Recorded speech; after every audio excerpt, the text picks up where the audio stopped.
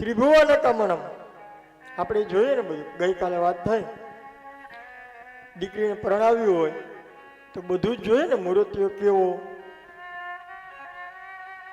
તો મૂર્તિઓ વાળે હવે તો જોવા માંડ્યા, માં છોકરી બરાબર છે,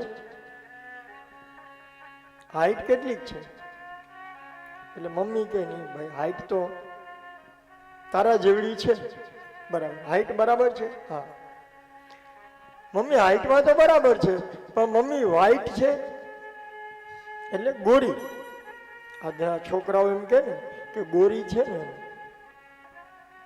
એટલે મમ્મી એમ કે હા હાઈટ તારા જેવડી છે, વ્હાઈટ પણ સારી છે, હા એ તો બધું બરાબર છે મમ્મી, પણ લાઈટ કેવી છે ચહેરા ઉપર? આવું ત્રણ વસ્તુ અત્યારના યુગમાં બધા જોતા હોય, એટલે મમ્મી એમ કે બેટા હવે તું જોઈ આવ, મને તો લાઈટ સારી લાગી છોકરીના ચહેરા ઉપર, હાઈટમાં બરાબર છે, હા ઓકે, વ્હાઈટ બરાબર, ચહેરા ઉપર લાઈટ બરાબર, મમ્મી કે બધું જ તારે તું એ જેવું કે એવું જ છે, હાઈટ લાઈટ અને વ્હાઈટ જોઈ અને લગ્ન કરે, પછી ઘેર આવ્યા પછી શું થાય ખબર? ફાઈટ. એ બીજું કઈ કરીને દે નહીં. કેમ લાગે તમને? હાઈટ લાઈટ અને વ્હાઈટ જોઈને લગ્ન કરવામાં આવે પછી ફાઇટ જ કરે, કારણ કે એક જ બાકી રહે.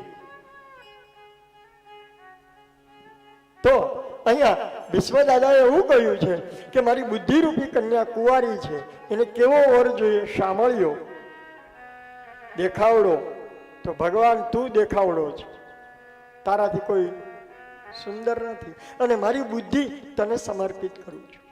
બહુ જ સરસ સ્તુતિ પાઠ છે. ભીષ્મએ મહાપ્રયાણની તૈયારી કરી, ભગવાન સાક્ષાત સામે ઉભા છે, સુદર્શન ચક્રધારી ભગવાન કૃષ્ણ, અને કૃષ્ણની સામે દાદા ભીષ્મના પ્રાણ જવાની તૈયારી.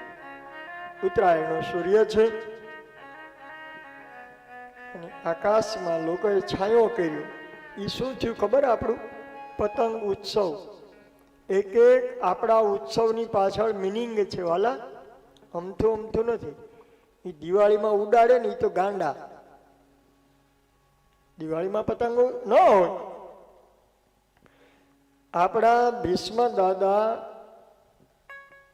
જે યુદ્ધનું મેદાન હતું, મેદાનમાં કઈ છાંયો હોય નહીં, લડવાની વાત આવે, અને એ બાણ શૈયા ઉપર ભીષ્મ દાદા સૂતેલા, બાણ બધા ખૂંચી ગયેલા, એટલે લોકોને દાદા પ્રત્યેનો સ્નેહ લાગણી હતી, એટલે બધાએ હાથમાં હતું ને બધું આકાશમાં ઉડાડ્યું.